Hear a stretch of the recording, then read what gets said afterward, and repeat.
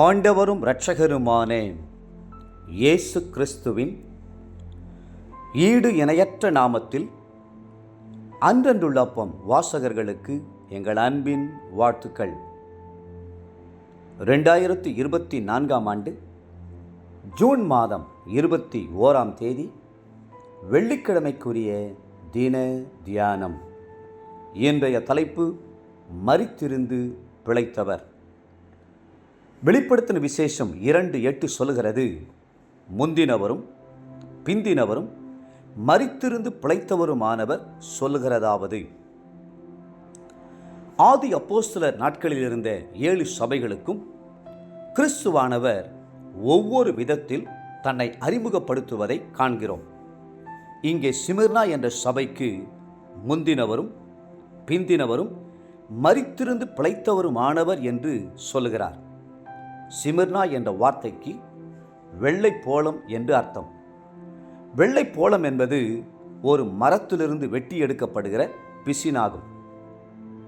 அது மென்மையானதும் வாசனையானதும் அதிக கசப்பானதும் ஆகும்.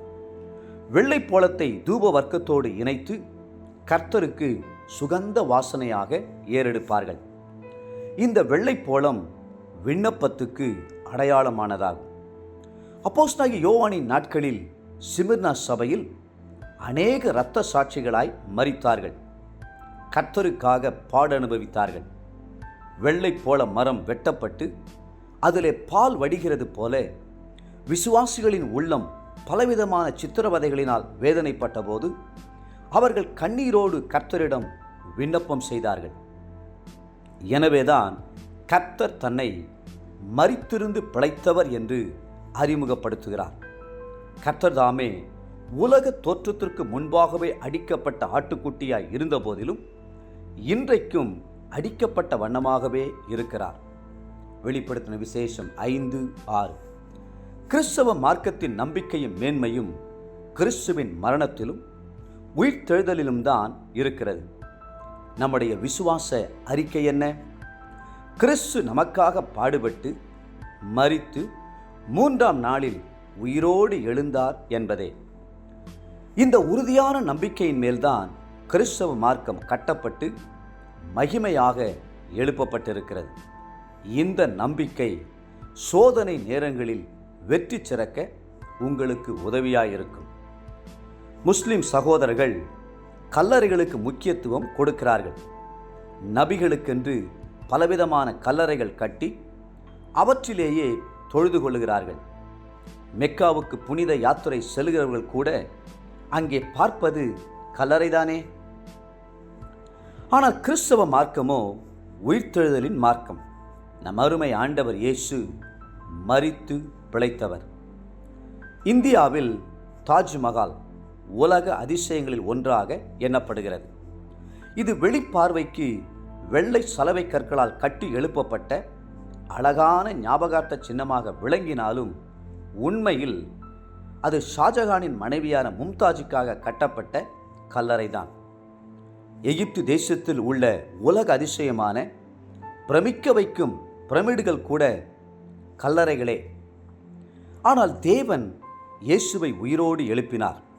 வேதம் சொல்கிறது, அப்போஸ்தலர் நடவடிக்கைகள் 13:33 இயேசுவை எழுப்பினதினாலே தேவன் நம்முடைய பிதாக்களுக்கு அருளிச் செய்த வாக்குத்தத்தத்தை அவர்களுடைய பிள்ளைகளாகிய நமக்கு நிறைவேற்றினார் என்று நாங்களும் உங்களுக்கு சுவிசேஷமாய் அறிவிக்கிறோம்.